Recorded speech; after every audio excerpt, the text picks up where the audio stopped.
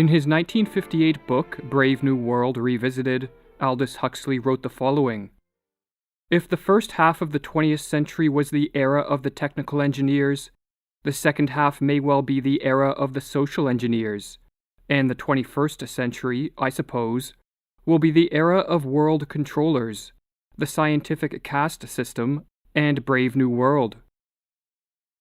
30 years prior to penning these words, Huxley wrote his classic work of fiction, Brave New World.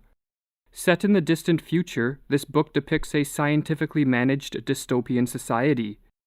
In Brave New World, the ruling authorities attain mass compliance not through force, but by supplying the masses with endless streams of distracting entertainment, and manipulating them with drugs and other technological methods. Huxley wrote Brave New World as a warning. Advances in science and technology, he believed, were paving the way for the type of society depicted in this book, and he cautioned that if a Brave New World type of order solidifies, it could be the final or ultimate revolution. The people will have their liberties taken from them, but they will enjoy their servitude and so never question it, let alone rebel. In a 1962 interview at Berkeley University, Huxley explained, "It seems to me that the nature of the ultimate revolution with which we are now faced is precisely this, that we are in the process of developing a whole series of techniques which will enable the controlling oligarchy, who have always existed and will always exist, to get people to love their servitude." According to Huxley, this Brave New World totalitarianism was most likely to solidify in the 21st century. And so in this video we are going to examine whether Huxley's predictions are coming true. Do we live in a brave new world? In Brave New World Revisited, Huxley wrote the following: "In 1931, when Brave New World was being written, I was convinced that there was still plenty of time. The completely organized society, the scientific caste system, the abolition of free will by methodical conditioning, the servitude made acceptable by regular doses of chemically induced happiness. These were coming all right, but not in my time, not even in the time of my grandchildren. 27 years later, I feel a good deal less optimistic than I did when I was writing Brave New World. The prophecies made in 1931 are coming true much sooner than I thought they would. The nightmare of total organization has emerged from the safe, remote future, and is now awaiting us, just around the next corner." In Brave New World, advances in psychology made it possible for the ruling authorities to use mind control to condition citizens from an early age to think and behave in ways that were submissive and conformist. Nearly 100 years after Huxley wrote his dystopian novel, has this type of conditioning left the realm of fiction and entered reality? Today, the art of mind control is in the process of becoming a science, Huxley wrote in 1958. The practitioners of this science know what they are doing and why. They are guided in their work by theories and hypotheses solidly established on a massive foundation of experimental evidence. While the idea of mind control may sound like science fiction, in the mid to late 20th century, many prominent philosophers, psychologists, and scientists joined Huxley in sounding the alarm bell that research into the fundamentals of this phenomenon were well underway. In 1953, the distinguished British philosopher Bertrand Russell explained, "It is to be expected that advances in physiology and psychology will give governments much more control over individual mentality than they now have even in totalitarian countries." The renowned 20th century American clinical psychologist Carl Rogers warned that the rapid development of the behavioral sciences, which is a cluster of scientific disciplines, including psychology, psychiatry, sociology, social psychology, anthropology and biology, economic and political science, mathematics and statistics, was in the process of becoming what he called an if-then science. By this he meant that scientists and social engineers were discovering that if carefully constructed conditions are implemented in a society, then there is a high probability that the majority of citizens will respond to these conditions in predictable and hence controllable ways. Or as he wrote in 1954, I believe that too few people are aware of the extent, the breadth, and the depth of the advances which have been made in recent decades in the behavioral sciences. The increasing power for control which it gives will be held by someone or some group. Such an individual or group will surely choose the purposes or goals to be achieved, and most of us will then be increasingly controlled by means so subtle we will not even be aware of them as controls. It appears that some form of completely controlled society is coming. In a report released in 2021, scientists on a subcommittee of the Scientific Advisory Group for Emergencies in the UK admitted to using totalitarian mind control tactics to obtain mass compliance. One scientist went as far as to state that he was stunned by the weaponization of behavioral psychology over the last 5 years, while another admitted, "You could call psychology mind control. That's what we do. Clearly, we try and go about it in a positive way, but it has been used nefariously in the past. Psychology has been used for wicked ends." Along with conditioning the thoughts and behaviors of the citizens, in Brave New World, the latest in technology is used by the ruling authorities to provide the population with non-stop distractions of the most fascinating nature. The purpose of this readily available entertainment was twofold. Firstly, to ensure that the citizens did not pay attention to political and social realities, and secondly, to promote docility and stupidity, and thus create a population that cared little for freedom. Is something similar happening today? Whether intentionally imposed on society or not, one thing is certain.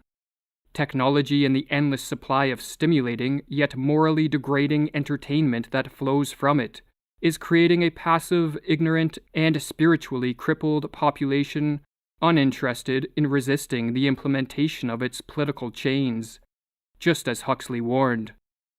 As the art and science of manipulation come to be better understood, the dictators of the future will doubtless learn to combine techniques of propaganda with the non-stop distractions which, in the West, are now threatening to drown in a sea of irrelevance the rational information essential to the maintenance of individual liberty. But it is not just an endless supply of distractions which make possible a brave new world. Huxley also predicted that in the future, certain forms of technology would be used to increase the suggestibility and obedience of a population, so that everyone can be depended upon to behave almost as predictably as machines. In Brave New World, the technology used for this purpose was called hypnopaedia, or sleep teaching, which Huxley called the greatest moralizing and socializing force of all time. Every night, while asleep, citizens were exposed to propaganda and repeated suggestions from the state. Huxley based his idea of sleep teaching on the science of hypnosis. Scientists have long known that when an individual is placed under hypnosis, alpha waves are activated in the brain, just as they are when in a light sleep. In both cases, suggestibility is dramatically heightened, as Huxley explained. Most of the things that can be done with and to a person in hypnotic trance can be done with and to a person in light sleep. Verbal suggestions can be passed through the cortex to the midbrain, the brainstem, and the autonomic nervous system. If these suggestions are well conceived and frequently repeated, new patterns of feeling can be installed and old ones modified. Post-hypnotic commands can be given, slogans, formulas, and trigger words deeply ingrained in the memory. While not subjects of sleep teaching, many people in the modern world watch television on a near-daily basis for hours on end. Scientists have known for decades that television watching activates alpha waves in the brain, thus placing the individual in a hypnotic-like trance, primed for suggestions and ready to be programmed. The neurosurgeon Adam Lipson explains, "There have been EEG studies that demonstrate that television watching converts the brain from beta wave activity to alpha waves, which are associated with a daydreaming state and a reduced use of critical thinking skills. When in a television-induced hypnotic state, cliches and slogans from the mainstream media, moral values and ideological principles from shows and movies, and suggestions from commercials, politicians, celebrities, and state-sponsored propaganda bypass the critical faculties and seep into the foundations of the mind. Over time, the typical television watcher is transformed into an opinionated robot. His or her evaluations of the world are mindless regurgitations of whatever has been absorbed from the TV. Nearly 70 years ago, the medical doctor Joost Meerloo warned of the hypnotizing dangers of television, dangers which now apply to computers, smartphones, and any other technology which turns the human being into a mesmerized spectator of a screen. No longer does man think in personal values, following his own conscience and ethical evaluations. He thinks more and more in the values brought to him by mass media. Television keeps him in continual awe and passive fixation. Consciously, he may protest against these anonymous voices, but nevertheless, their suggestions ooze into his system. In Brave New World, suggestibility was heightened not just through the use of technology, but also with a superdrug called Soma. The systematic drugging of individuals for the benefit of the state was a main plank in the policy of the world controllers. Soma had no physiological drawbacks. When taken in small doses, it stimulated a sense of bliss, and in larger doses, it generated pleasant hallucinations and a refreshing sleep. It provided what Huxley called a holiday from reality, and most importantly, it made the citizens highly submissive. As well as tranquilizing, hallucinating, and stimulating, the Soma of my fable had the power of heightening suggestibility, and so could be used to reinforce the effects of governmental propaganda. Today, not one Soma-like superdrug, but a whole concoction of drugs including but not limited to alcohol, marijuana, psychotropics, opioids, and sleeping pills are readily used as a means of escaping reality. The widespread use of drugs in our day has socio-political ramifications. For a drugged-up society, just like a dumbed-down society, is more easily conditioned into servitude. The chemical dependent is not a politically vigilant person who is ready to defend liberty, and as Meerloo wrote, any man who escapes from reality through the use of alcohol and drugs is no longer a free agent. He is no longer able to exert any voluntary control over his mind and his actions. Alcoholism and drug addiction prepare the pattern of mental submission so beloved by the totalitarian brainwasher. Drugs can be used to make man a submissive and conforming being. The Society of Brave New World was also organized into a scientific caste system. Prenatal genetic engineering produced children destined to belong to one of 5 castes. The highest caste, Alpha, was made up of citizens genetically engineered to be intelligent, strong, and beautiful. The lowest caste, the Epsilons, were short, ugly, stupid, and treated as slaves. Each of the castes was forbidden to intermingle. Is a scientific caste system possible today? While the widespread use of prenatal genetic engineering may not be on the near horizon, postnatal genetic engineering and the technological augmentation of the brain and body is in its initial stages. We are at the beginning of a fateful era in which man may merge with machine, and the result could be the formation of a 2-tiered scientific caste system. There will be a caste of human beings who welcome the merger with technology in the expectation of transcending biological limitations, and there will be an all-too-human caste composed of people who resist the merger with technology. What restrictions will be placed on those in this latter caste? What surveillance and control will be possible on those who accept technological augmentations? What will be the carrots on a stick to entice people to transition into a transhumanist era? Time will tell. The world of tomorrow will witness a tremendous battle between technology and psychology. It will be a fight of technology versus nature, of systematic conditioning versus creative spontaneity. If Huxley's predictions are coming true, what can be done about it? Perhaps nothing needs to be done.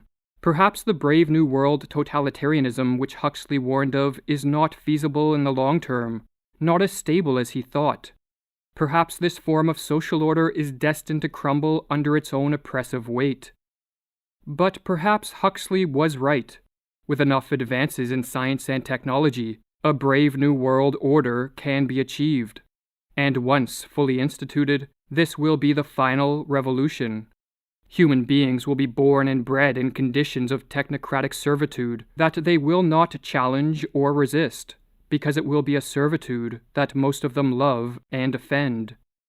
If this should turn out to be the case, Huxley's final words from Brave New World Revisited will prove prescient. Perhaps the forces that now menace freedom are too strong to be resisted for very long. It is still our duty to do whatever we can to resist them.